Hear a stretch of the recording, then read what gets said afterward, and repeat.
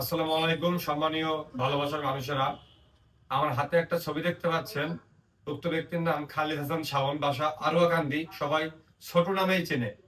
উক্ত ব্যক্তিটি মানসিকভাবে একটু বিপর্যস্ত। উনি হারিয়ে গেছে।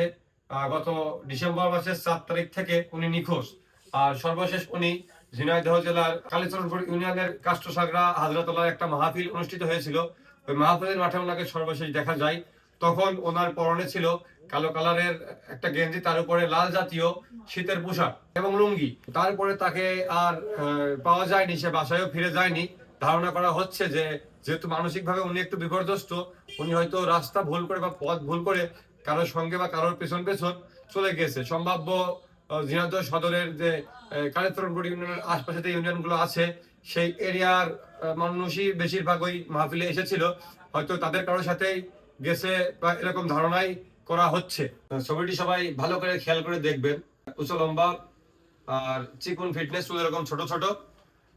যদি কেউ কোথাও আগে দেখেছেন বা রিসেন্ট দেখলেন অথবা পরবর্তীতে দেখে থাকেন, অবশ্যই স্ক্রিনে তার স্বজনদের নাম্বার দেওয়া আছে। তার পরিবারের একজন আমার পাশেও আছে। অবশ্যই নাম্বারে একটা কল দিবেন। তারপর যদি তাকে পাওয়া যায়, অনুসন্ধান পাওয়া যায়, সেই তথ্যটা আমার ইনবক্স অথবা উক্ত নাম্বারে শেয়ার করবেন। অবশ্যই আমরা গিয়ে তাকে উদ্ধার করে নিয়ে আসবো এবং সর্বোচ্চ আপনাদেরকে কৃতজ্ঞতা জানানোর চেষ্টা করব। আপনারা এখন স্বজন যদি হারিয়ে যায়, তাহলে তার অনুভূতিটা কতটা কষ্টের হবে এটা আপনারাও বোঝেন।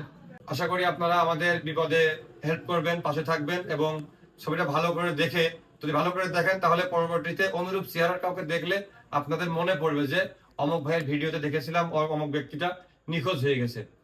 সবার উদ্দেশ্যে এই আশাবাদী থাকবে।